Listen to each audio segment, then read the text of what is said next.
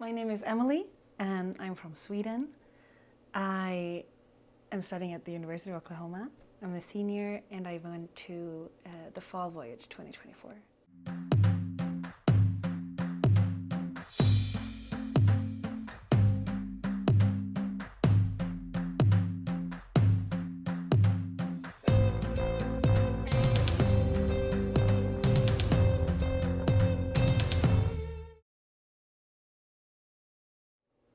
The first question I asked you was, what are you most excited for in this adventure? Do you have any clue what you were excited for? I guess traveling, but I don't know. I really don't remember what I answered. Okay. Oh, wow. That's a hard question. I think so. Semester at sea was literally a dream for me ever since I went to RCN. And I had a lot of expectations already then, But I think UWC, it gives you so many experiences from people, right? Like you meet a lot of people from a lot of different cultures. But I went to UWC in my own culture. So I'm from Sweden and I went to Norway, right? So when I heard about semester at sea, it was also like I get that immersive experience, but physically too, like actually geographically going around and trying to understand more about different different parts of the world. And of course we're only there for like a short amount of days, right? So it's just so much it's just so much you can immerse yourself into a culture. But it's still like taking what I learned from my friends, right, and try to apply that actually, like physically, like where I am, and try to understand that in the context of where they were. So I think that is my like biggest excitement, just like see what people have talked about and try to understand even better, not only my friends and where they're from, but also people that I will meet, like, in the future. So that I'm really, really excited about. I also just think I'm a senior right now, and I think I know somewhat where I want to go, like academically or professionally. But I've also heard from a lot of people that semester T like exposes you to a lot of different professions and, like, different life paths. And I'm happy I'm doing this now and not like after applying to masters or and choosing my profession, right? So that's also something I'm really excited for. All right, so now looking back at your experience, what was the most exciting part of semester at sea? Wow.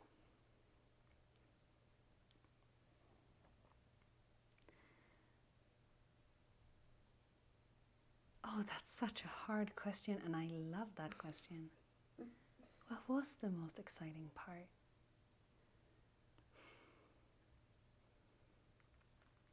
I think it's a before, after, and during division for me. I think it was very different experiences. Before, it was, of course, the excitement, right? Like, oh my God, you're going to travel everywhere. I do think during it, what was the most exciting part? Of course, it was actually getting into those cultures that I really didn't know anything about previously or hadn't been close to. Like, I've only been to Tanzania before in on the African continent. I hadn't been to North Africa. I hadn't been to like Morocco, Ghana, South Africa, Mauritius. All of them were completely new to me.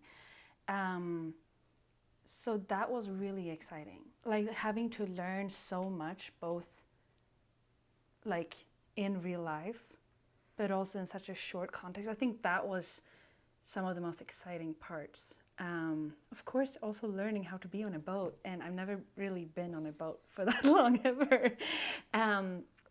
No, but like just constantly being introduced to like new chapters almost of a book. I think looking back afterwards, though, if someone asked me what was the most exciting part of semester at sea, it also goes towards how much I could change still as a 25-year-old. And that's crazy to say because, of course, you're not old when you're 25. But somehow I think I thought that I had gone through the biggest changes of my young adult journey. And I really hadn't. I really hadn't.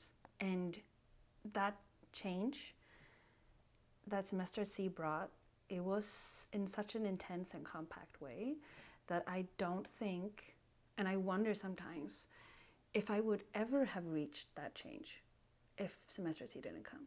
You know, maybe when I was 40 or 50, but it would be so gradually that I don't know if I would have realized it. So I think that's something I really didn't expect. Yeah.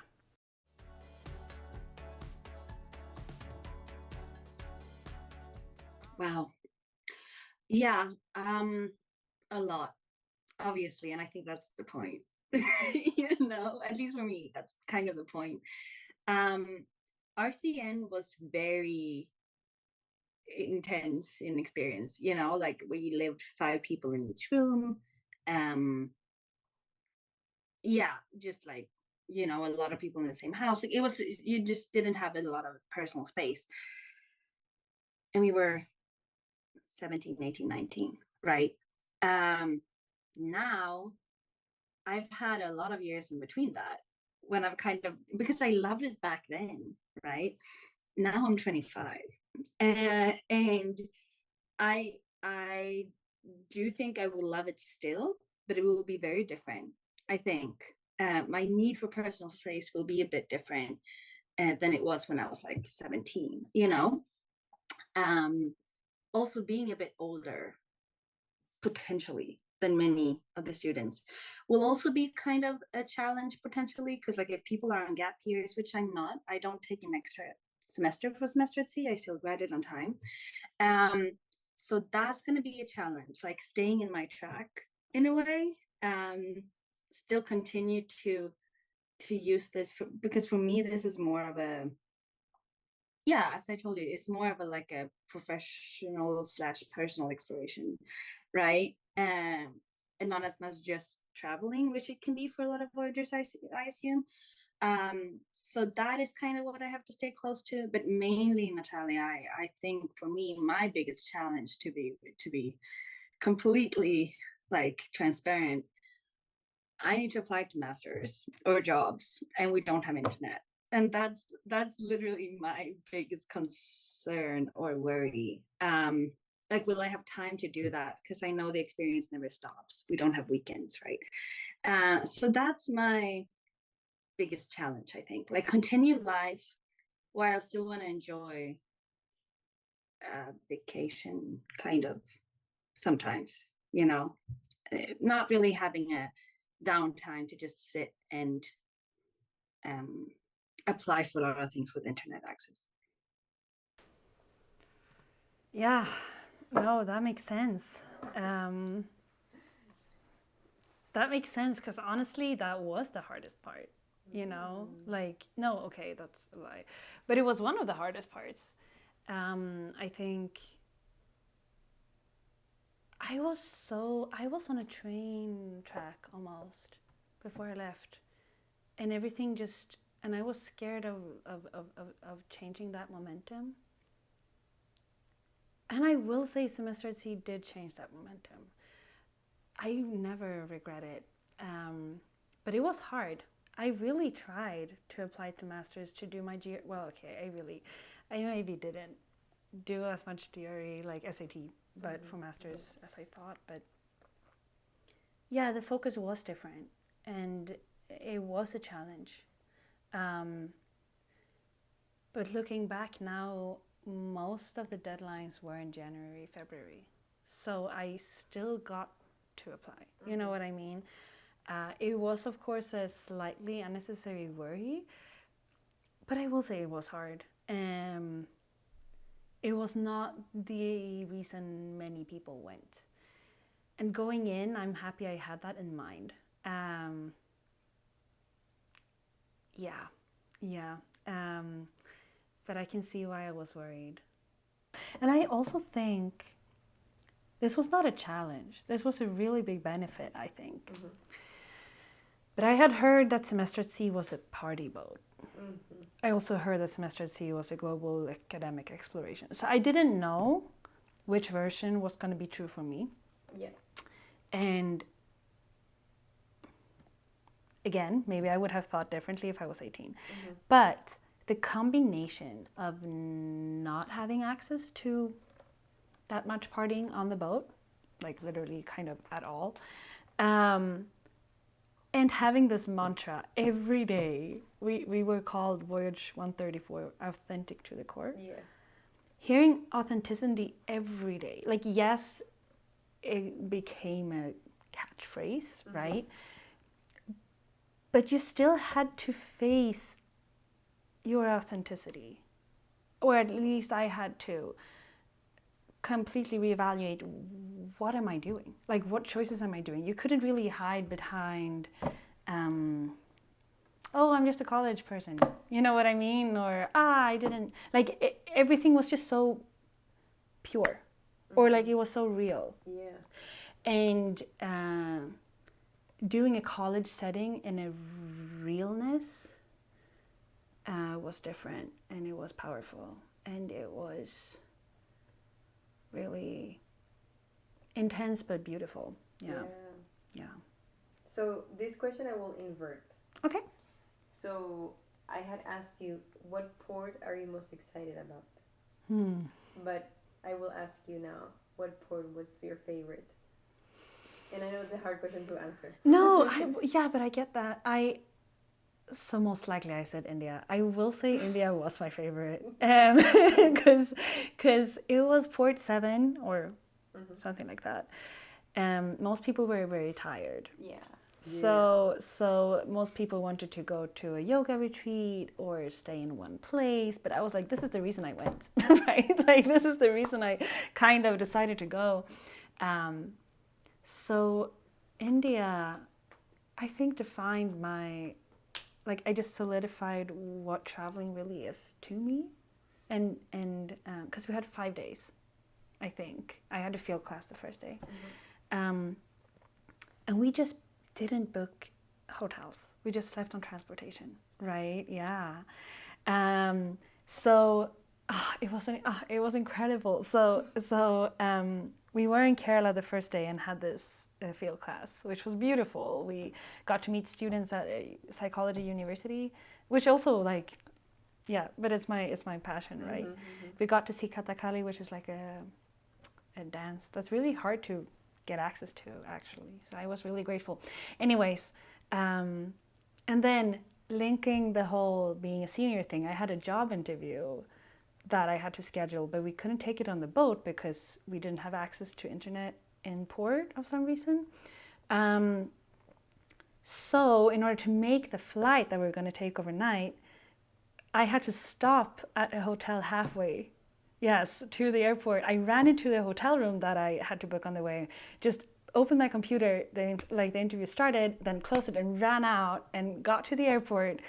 We flew to Jaipur overnight with a layover, and so we slept like 1 hour per flight, kind of, or two. And then we got to Jaipur early in the morning, and we saw this beautiful city. It was like this, they have a pink city, so we saw the pink city, and we saw the palaces, and oh my God, it was incredible. And then it was 12 a.m., and we took a bus to Agra overnight. So that was like 4.5 hours. So again, slept on transportation. Saw the Taj Mahal, saw Agra around, and then we took a bus to New Delhi, right? Finally slept in a hotel for the first time.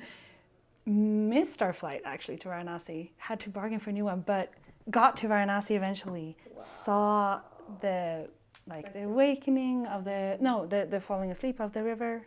Like, it was a ritual. So we just got to that.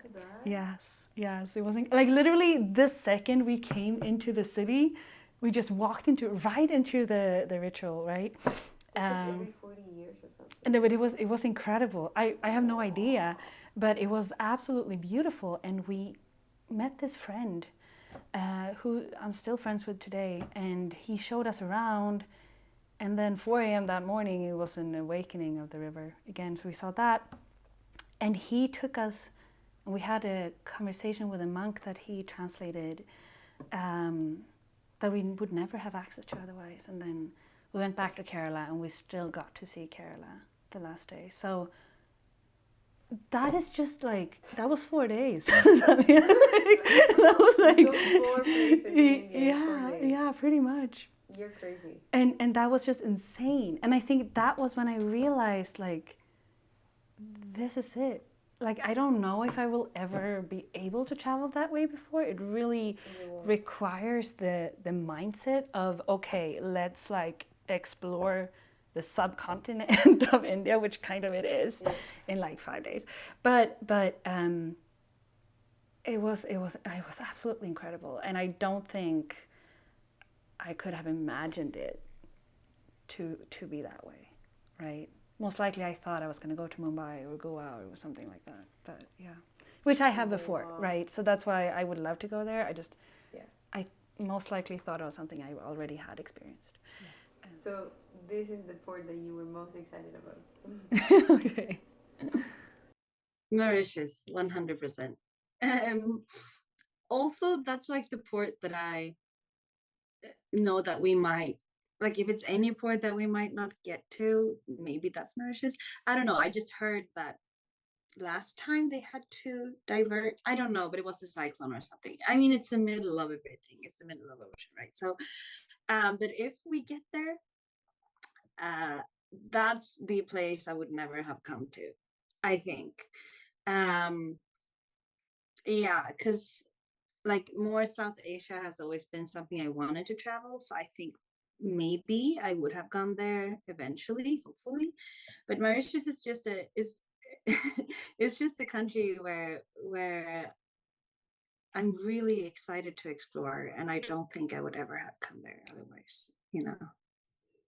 But we only have 2 days there too. So I'm like, that's like also the beauty. Like I'm really preparing myself to not have this start, like, you know, that I can just like be ready to like take in as much as I can, you know. No, that's interesting. I will say Mauritius was a very different port from what I thought it was going to be. I'm listening. I need to get water. Yeah. I think I really imagined it to be this paradise. And yes, it was beautiful. But one of the days we went on this really extensive hike. And I'm really happy we did, because we did get to see the underwater waterfall, which I didn't know we wanted to see. Waterfall? It's an optical illusion. So it's like so you can really only see it from a helicopter, and I didn't want to spend that money. But it's like an optical illusion. So it looks like an underwater waterfall. It's not, like, obviously it's not a thing, because you can't really have a waterfall underwater. So it's like a hole in the ocean? It looks like it. Yeah, it's like I don't exactly know how it works. How did you see it? So we went up a super high mountain. And it took a while to get up there. So we got to see that optical illusion, which was really worth it. But the rest of the days I had a field class. And the second day, so it was kind of like taken off the whole day, and many of us had. And then the third day I was choosing between meeting this really, really, really cool policy advisor for a politician, or go on a catamaran, and I obviously chose the politician or the policy advisor. But because of that, Mauritius was way more educational for me than water, nature, just relaxing. Fair enough. And I'm grateful for that now. But I remember leaving Mauritius and I was like, I saw the beach once and that was like 8 p.m. in the dark, you know. So I understand why I was excited, but also looking back, I can go to a beach anytime. Yeah. You know, so I'm happy I made the choices I did. But that's what I meant with, I don't know if it's the age or if I would have done the same when I was 18, but it was way more intentional choices outside, let's be on a boat. For sure. All right, this next question, I'm also going to invert it. So, which class was your favorite? Did I know the classes already? Maybe I did. Yeah. Okay. Yeah. The intercultural and communication one, I've never taken a communication class, but it's, so that was my first communication, except for English comp, right? Which is language, really. So, no, intercultural communication, we studied Dr. Erin Mayer, which basically she's done a cultural map, and she explains through research, which I think is super, that's what I listen to, right? Research components of cultural differences in the business context, and mapping that out like visually, and that really resonated with me a lot. I have heard about it before, but really every time we came to port, the communication styles, indirect, direct, but also on the boat between, like, my friends and I who work from completely different cultures, everything could kind of be explained from that. Not everything. Many things could be explained from distance in understanding each other's cultural context when it comes to communication. Like, everything is communication. Yeah. And you think, and I thought that I already knew that from UWC, from here, from whatever, but you really don't. You really don't, especially when it comes to the translation, because it's one thing to be lost in translation, but it's a completely different thing to be lost in cultural translation that you don't know about. Wow. Right? Yeah. So I loved that, and it was so applicable, and it really made me way less frustrated about time differences when we were in Ghana, for example, or indirect communication when we were in Ghana. Understanding Ghana was so I mapped out, one of our final projects was to map out, well, we didn't have to, I mapped out the differences in the countries that we were in compared to the Swedish culture. And Ghana was constantly, I made a numerical comparison, and Ghana was constantly the furthest away from Sweden. Wow. Right?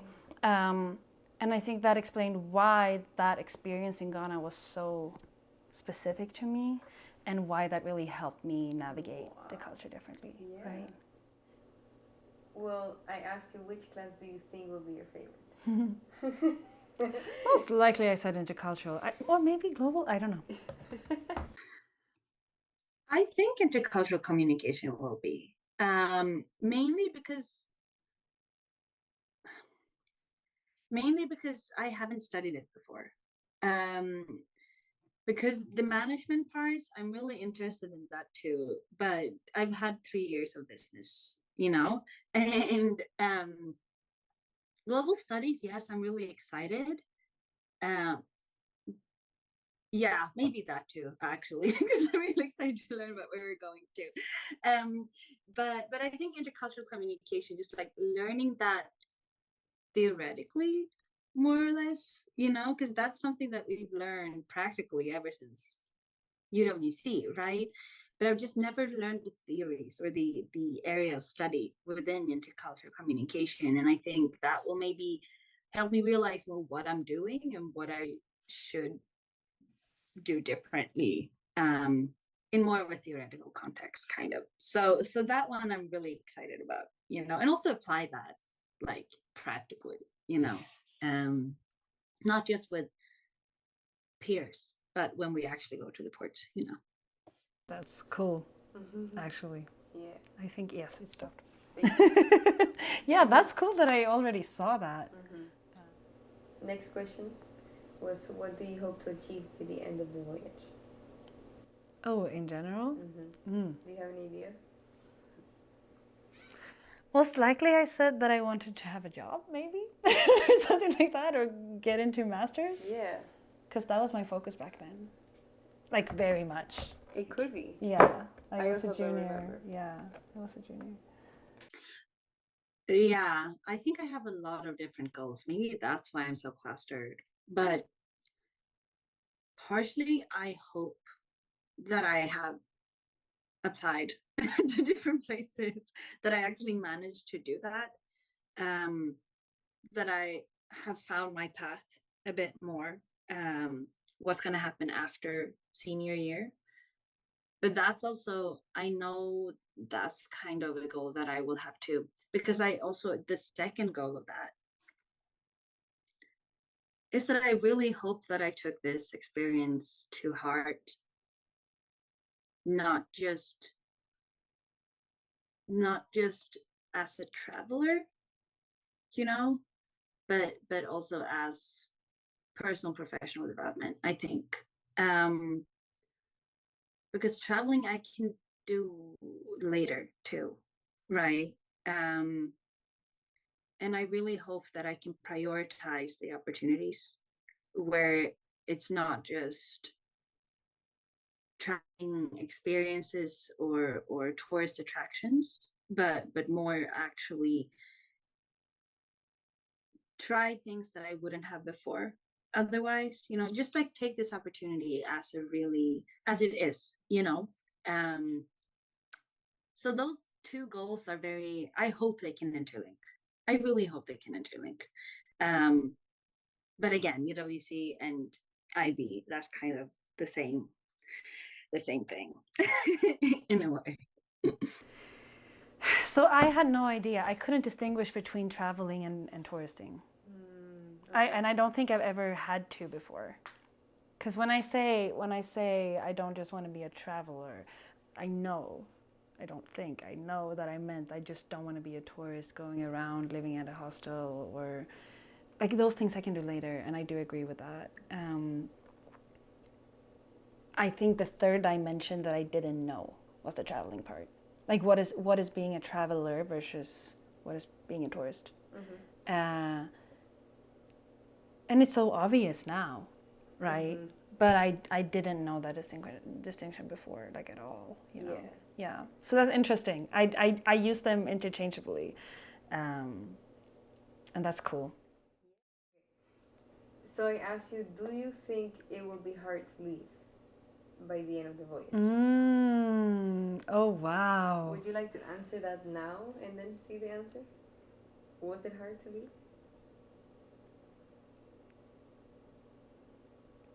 Yes, but are completely different reasons than I think I could have imagined.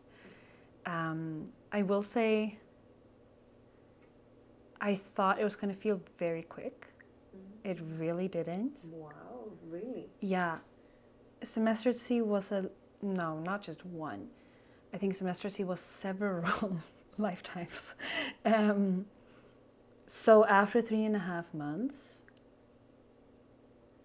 I don't know if I would have benefited from staying longer than that.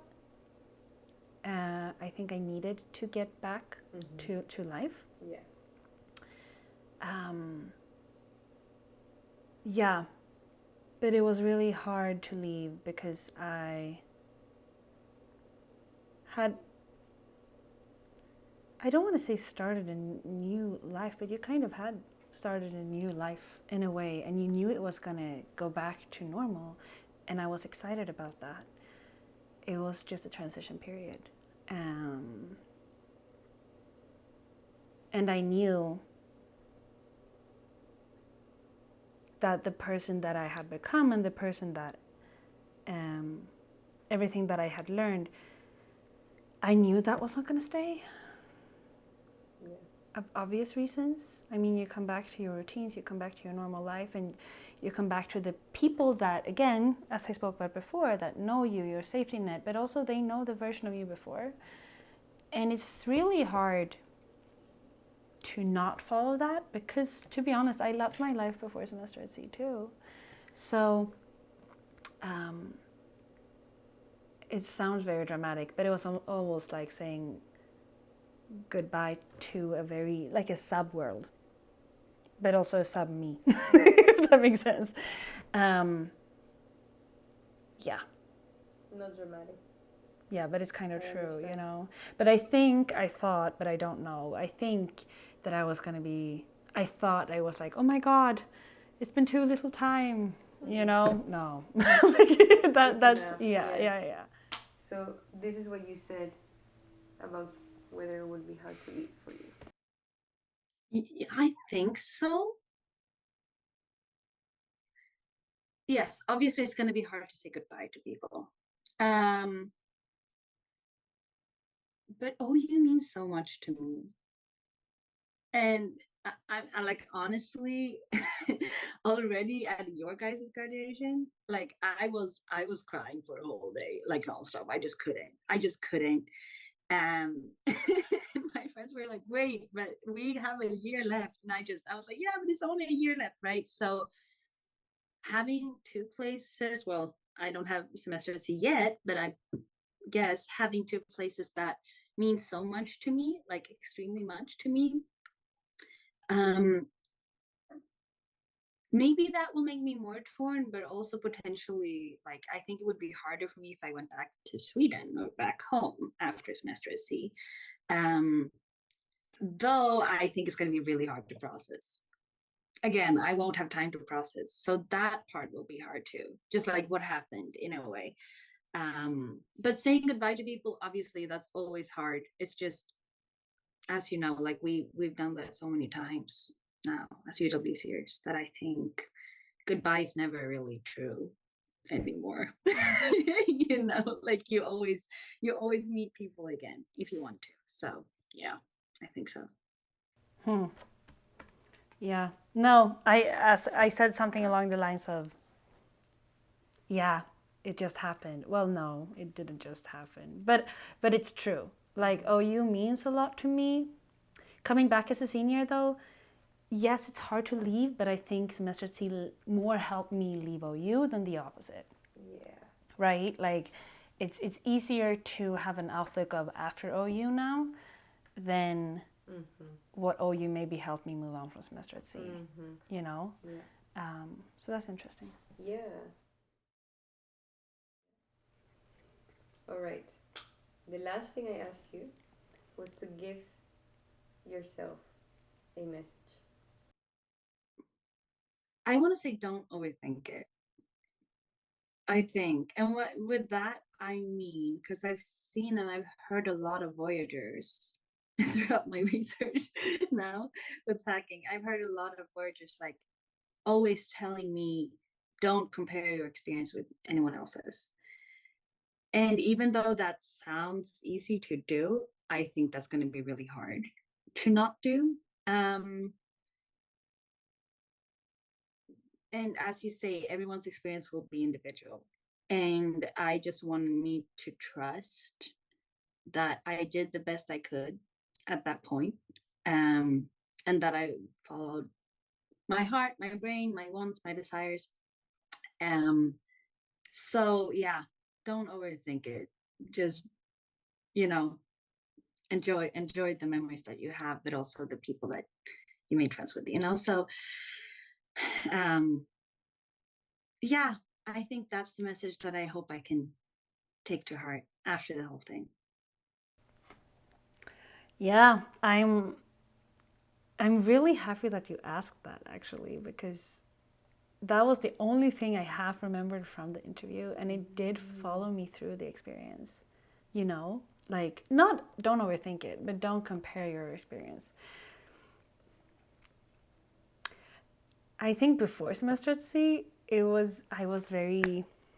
wasn't emotionally detached, but I was more emotionally detached from a lot of things. So I think overthinking is not good. I do think reflection is important. And yeah, I think the truth is somewhere in between. I'm grateful that I did keep it in mind. I did not compare my experience. But I'm grateful that at least I'm trying to take a bit deeper thought into things than maybe I did before. You know what I mean? Yeah. Yeah. Yeah. Well, you study psychology, you have to. Yeah, exactly. It's true.